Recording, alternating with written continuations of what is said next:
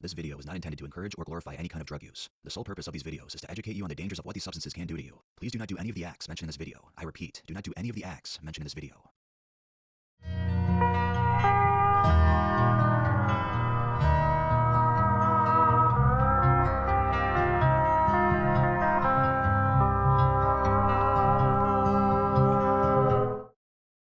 Welcome to the world of Tales from the Trip.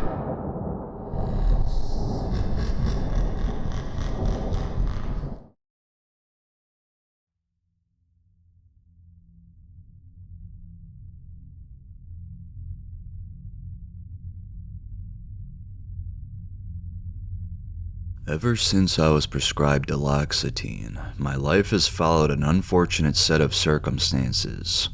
The awful reaction I had to this medication is still causing me insomnia today, and it's been 2 months of living in this nightmare.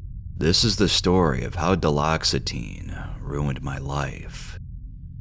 Before I start, I need to emphasize that this story is not intended to encourage anyone to avoid Duloxetine. My goal is to forewarn individuals who are considering trying this antidepressant drug to consult their doctor first and discuss their biological risk of developing the horrific side effects this medication has evoked in me.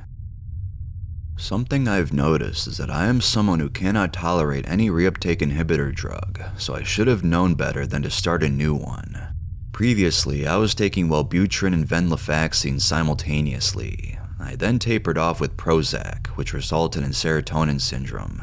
I quit methylphenidate because it makes me excited and angsty, and I am a recovering crack cocaine addict, which, for those of you who don't know this, cocaine works as a serotonin norepinephrine dopamine reuptake inhibitor, or for short form, SNRI. Sound familiar? It should be, because all of the drugs mentioned work via reuptake inhibition, similar to cocaine.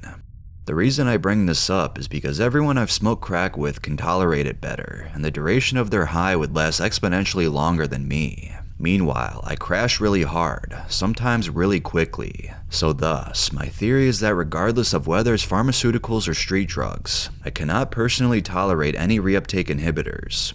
So, if you can relate to this yourself, use precaution when considering a new antidepressant. Ask your doctor about the mechanisms of action and educate yourself on the drugs that you're going to put into your body. And now, on to the story. To preface this story, I'm a 21-year-old male. I live in a country where hospital visits are free and medications are insured by the government for those under 25 years of age. I've been battling crack addiction for 5 years now. I quit 10 months ago, and since then, I've had about 5 slip-ups. I've been an addict since I was 14, and I've literally been to rehab 6 times. I'm currently on a waiting list to get into rehab. It has almost been a year since my relapse, and I'm still figuring this shit out. The story began in February of 2024. At this time, I had been on 30 milligrams of Duloxetine for a month, with no effects nor side effects, so my dose was increased to 60 milligrams just 5 days before my admission date into rehab. I've been adjusting and changing meds since I was 17 for my mental health, and on this particular day, when my dad dropped me off at the rehab, he noticed I was more stable than he's seen me for as long as he can remember. Boy, was he wrong. After settling in my room, I was ready to participate in the program. I found some friends, and we all sat at a table together in the cafeteria. When lunch was served, I noticed that my appetite had vanished entirely, and I was repulsed by the thought of eating at all, but I didn't give it much thought.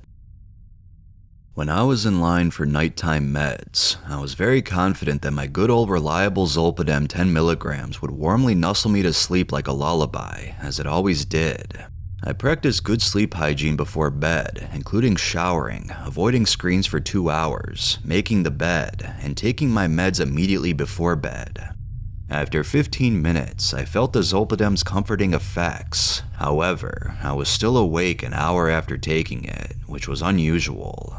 At first I thought, maybe I'm just getting acclimated to the program, but soon enough, the Zolpidem wore off and I was wide awake, so I hunkered down and had no option but to lay in bed the whole night. I wasn't that bent out of shape or pissed off the next day because 24 hours without sleep isn't a lot of time to be awake for me, and I've probably done it 100 times already.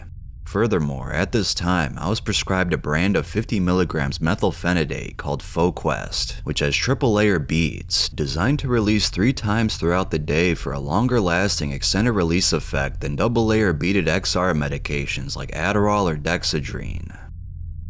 I was thrilled when the sun came up, reasonably so because I had been basically confined to that room all night. Once the wake-up call went off, I was free to go elsewhere, like the TV room, to lay down on the couches, or sit in the cafeteria to socialize with the early birds, and nobody appeared to notice I hadn't slept at all. My concern was amplified when I was still repulsed by my breakfast, but I went on about my day, attended all of the daily programming, and soon enough, it was nighttime again. "Surely I'll be able to sleep this time," I said. "Anyone would pass out from exhaustion if they were sober the whole time like me." Nighttime meds came again, and now I was less confident in the Zolpidem to do its duty. However, I was prescribed 10 milligrams diazepam and 300 milligrams pregabalin at bedtime on top of the Zolpidem, so at this point, I was relying on the back burner meds.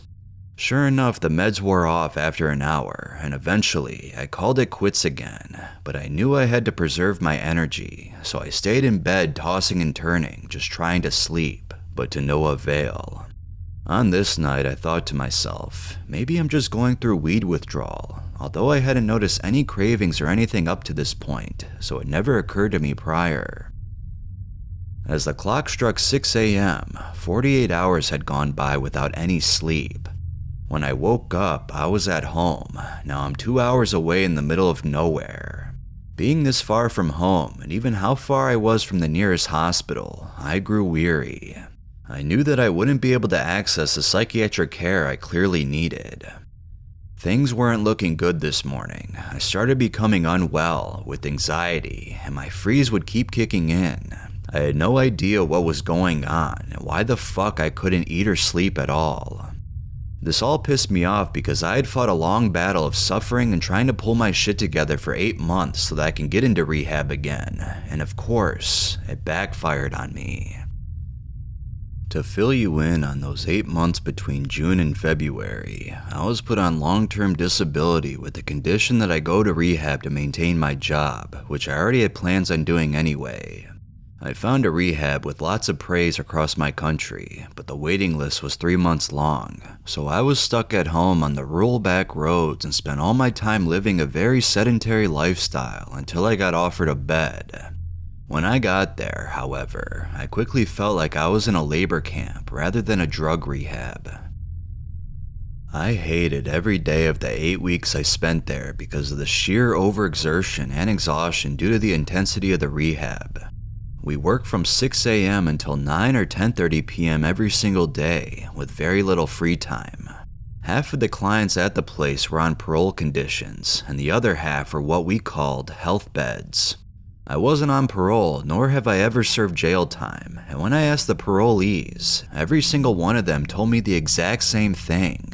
They all said, "This program is far harder than jail, and I want to go back to prison." Keep in mind, some of these guys came from medium security and witnessed horrible things, which I won't elaborate on. After those 8 weeks, I had enough. I was withdrawing off diazepam because the psychiatrist at that rehab tapered me down way too fast. I was also suffering from akathisia when I had to start an antipsychotic because I had an episode of paranoid psychosis due to the exhaustion combined with the entire dynamic of the program. They were making me wait forever to get the meds I needed for the akathisia, and they let me continue to withdraw even though I visited the hospital, and they faxed them a prescription for benztropine and represcribed diazepam. I had enough of their bullshit, and so I left. My parents were furious that I quit, but I was determined to find a better rehab, one that didn't practice slavery and intentional sleep deprivation as their entire philosophy. And 3 months later, I ended up in the rehab where this story began. I was incredibly frustrated after being awake for 48 hours straight. It felt like the last 8 months had flashed before my eyes. I saw all the misery, hopelessness, grief, and loss that my addiction had caused over the years. Despite all the effort I'd put into overcoming it, everything seemed to be coming together, and my dad had commented on how stable I seemed. Suddenly, I found myself in crisis. On morning 2, I wasn't fucking around, no faux quest, no relaxing with my eyes closed, and I powered through the day. It wasn't enough though, because all night, I still hadn't gotten even a little half sleep in. I was fully conscious the whole time. At this point, I proposed I go to the emergency room so I could speak to a psychiatrist fast, which is something I have had to do several times, but I was met with discouragement by my counselor. He kept saying, "This is just part of recovery." Then I refuted him by saying, "I haven't been smoking crack for 8 months. This isn't detox. This is my medication causing a crisis." I had enough of how oblivious he was, so I walked away from that conversation because he made me feel guilty for even asking such a thing, even though it was the best option, and I should have followed my gut instinct. My mind was so slow because of the time disorientation, and I became very compulsive. I was extremely uncomfortable living in my own skin, and my body would go into its freeze instinct. For example, I got into my room and had snowy boots, and I didn't want to track the snow into my room, so I just froze and stood there, staring into space, lost in my thoughts. It took me 30 minutes to remove my boots and rigidly tiptoe into bed.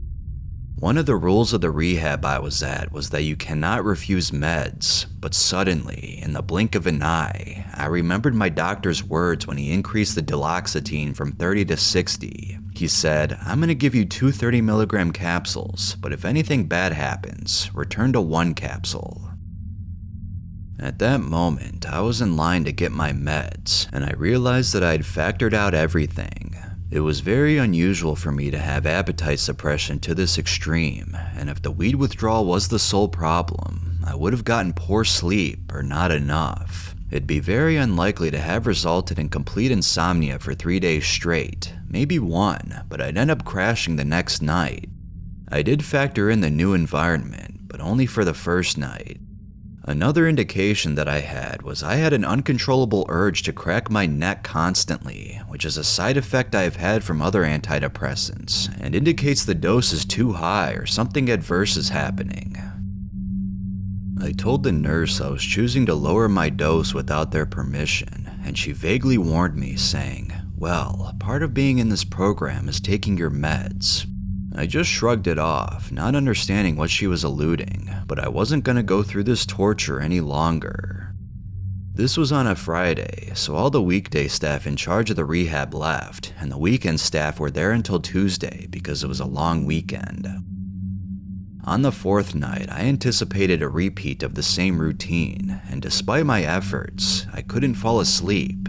Instead, I felt as if I were hypomanic because I felt mental energy that kept my mind alert, but the fatigue was getting to me, and I ended up falling asleep at like 5 a.m., only to be loudly awoken by the PA speaker in my room at 6 a.m.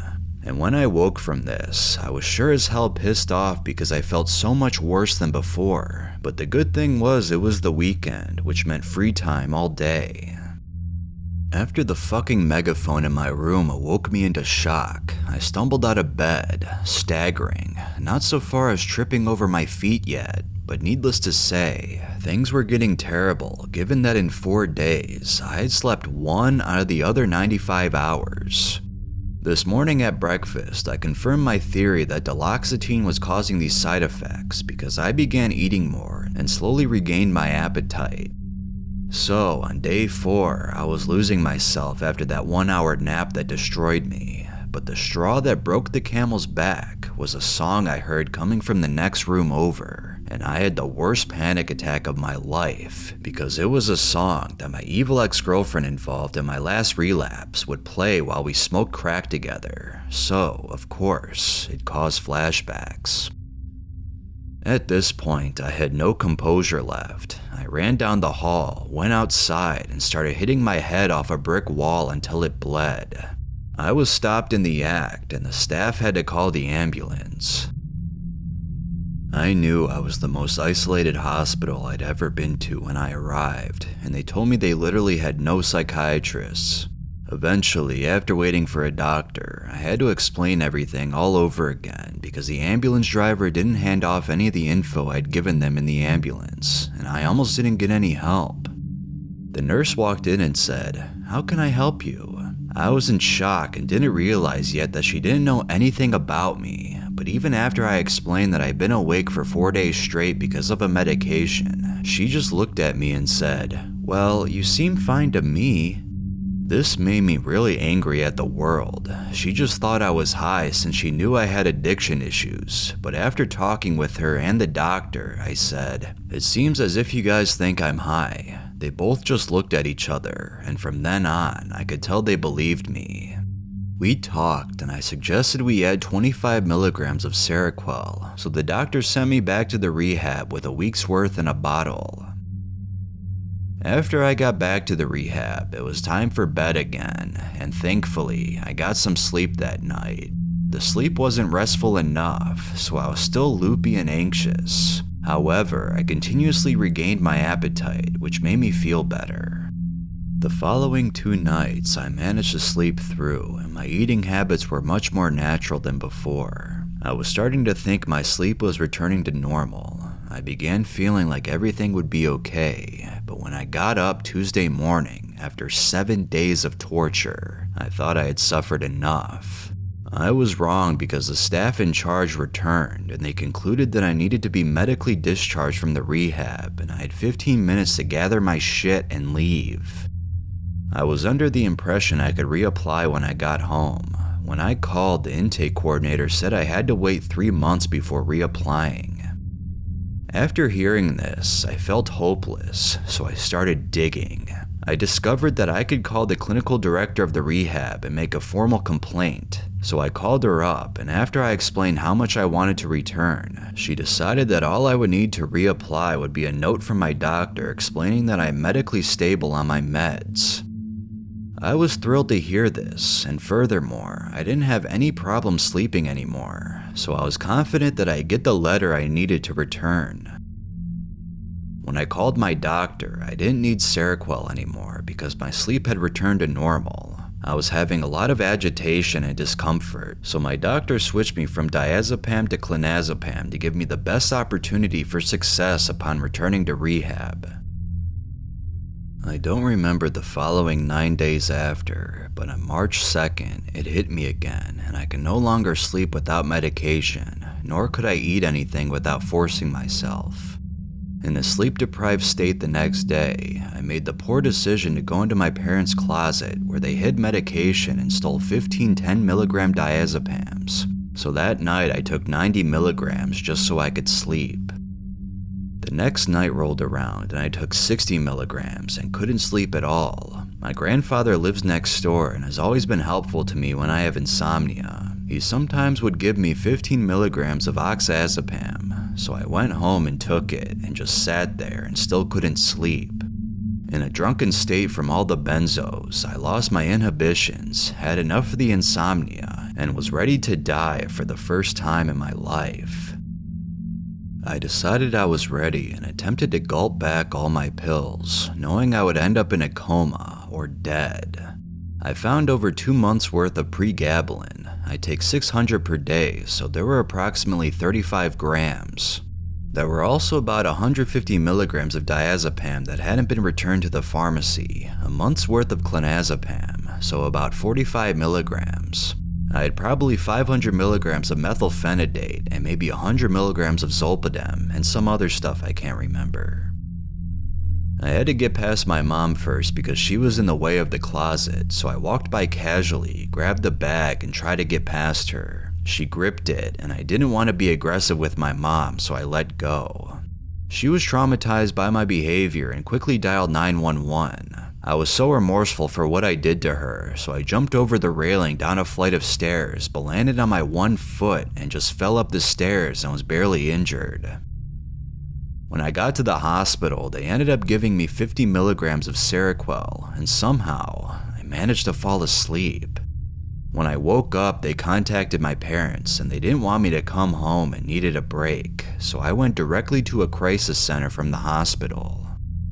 The center I was in was for people at risk of homelessness or just for crisis support. It's a nice house with a beautiful kitchen. I could even bring my nicotine vape with me. They also had lock boxes for people to store their drugs in. The only rule was you had to leave the property to get high, and you could come back tweaking balls if you wanted to.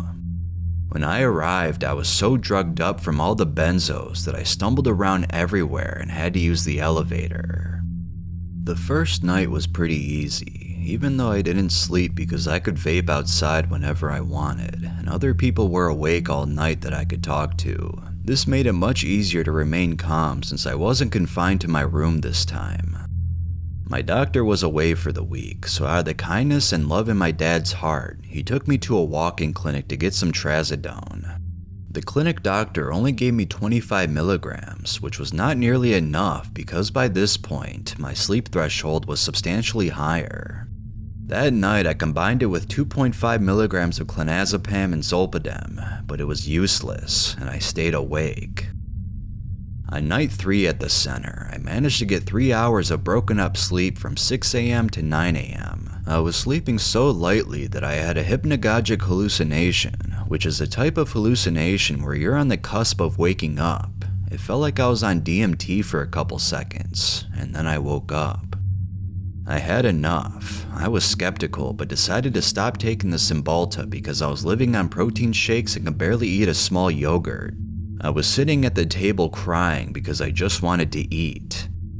The environment I was in was very triggering for me, especially since I was a 20-minute walk away from my dealer, and I could return back to the center when I was done. So this is where the stupidity began, and I gave in even after 3 days of barely sleeping, and went to grab a 70-piece of crack. Even though the cops don't care about drug users in my city, and people can be spotted smoking drugs all over the place, I still felt paranoid about where I was smoking up. Whenever I don't have a place to use safely, I walk around downtown looking for alleyways or trying to find tents in the park where the homeless live. This time I wanted to be more stealthy, so I climbed up this mountain in my city with a stairway about 100 or so steps tall. As I walked up the stairs, my legs were trembling and I could barely descend the steps without collapsing. When I got back to the center safely, I was tweaking and could barely compose myself enough to communicate, and my fine motor function was fucked that I needed help opening the pills I took to calm down. Needless to say, because of my stupidity, I didn't deserve to sleep that night, but it's just unfortunate the hospital would refer me to such a triggering environment right after I left rehab early. This facility is not allowed to stop people from taking extra meds. You could overdose if you wanted to, and there's nothing they can do other than call an ambulance. Luckily for me, my dad only left me with the amount of medication I needed. That night, 75 milligrams of trazodone must have provided me with some sleep. I honestly can't remember, but after 2 days off the Duloxetine, I regained my ability to eat again, and I was eating like a champ. I had lost about 10 pounds, and I gained it back quickly. The last night I was there, I didn't get any sleep again, but luckily, someone was awake to keep me company. He had some good weed, and the staff let us roll up in the front room. Then we could walk across the road and smoke up on the sidewalk, and we did that all night until I was ready to go, and my parents allowed me to come back home. I ended up crashing at 4 p.m. off 50 milligrams of trazodone for 5 hours, and when I woke up, I took 100 milligrams of Seroquel and crashed again and woke up 13 hours later. The sleepless nights were getting to be too much, and I was having suicidal ideation, so I bit the bullet and decided to drive an hour away to the best mental health hospital in all of my country. My dad and I were worried that I wouldn't get admitted, but they did because of my suicidality. The doctor gave me 200 milligrams of trazodone for my first night, and I just became a complete zombie and laid there in bed for 3 hours. But then I got up, and I could barely even muster up a word and looked like I was slumped. Told a staff member I was trying to look for ways to kill myself. So they gave me Ativan to fall asleep. I didn't want to take it because my benzo tolerance had already skyrocketed, but I succumbed, and it actually worked. Every weekday, the clients all got to speak to a psychiatrist, and when we were talking, even the psychiatrist agreed that what was going on was perplexing, so we just kept throwing sleeping meds at me to see what worked. One night, I was feeling so suicidal that I left my room and started hitting my head on the concrete, and the hospital had to announce a code white, which is the code used for patients deemed dangerous. The only person I was a danger to was myself. I kept punching myself in the head, and they called the intensive care unit to bring a restraint bed and told me if I didn't take Ativan and Loxapine, they were going to strap me down and give it to me intravenously. I took the pills, so the restraint bed was brought back over to the intensive care unit, but a staff member had to be in my room that night until I woke up. On Friday, the psychiatrist and I finalized my medication regimen, and he suggested that Monday would be a good day to leave. I was so eager to go on Monday that I didn't tell him I barely slept that night. I'm thankful I went though. I wouldn't dare go to the psych ward in my own city because I've been locked in a foam room with a mattress on the ground, no pillow, a camera facing the toilet, and nobody came to talk to me for 5 days, with people screaming all night in the hallway. I hated those pigs, so every time I had to piss, I did it on the floor beside the toilet so the camera couldn't watch me, and I threw all my food waste on the floor. I stuffed my blanket in the toilet bowl when I was about to leave. They deserved it, and I'm very proud I did so. I traveled to the mental health hospital I went to because it's much more humane. Everyone gets their own room and bathroom with a shower. They have programs to go throughout the week, and a big common room with a TV and tables and chairs where I spent most of my time coloring with the friends I acquired. It's been about 3 weeks since I was discharged from the hospital, and I have had problems sleeping every night since. I've constantly bothered my doctor with emails and calls to the office to change meds, but I'm finally at the point now where I'm on the waiting list to get back into the rehab I was discharged from, and I slept the whole night last night, which I haven't done since the very beginning of the story. I thought this story would end on a sad note, but things are looking up for me. If I continue to sleep every night, I'll be all set to go as soon as they call me. In the end, to sleep, I'm taking 200 milligrams of Seroquel, which is insane to me because before the start of the story, I was taking 8 times less than what helped me before the story began. I'm also now taking mirtazapine and Dayvigo for sleep, and I didn't need any of these meds before this all started. This is further proof to me that Duloxetine caused all this stuff to happen in my life, and here I am 2 months later, still recovering.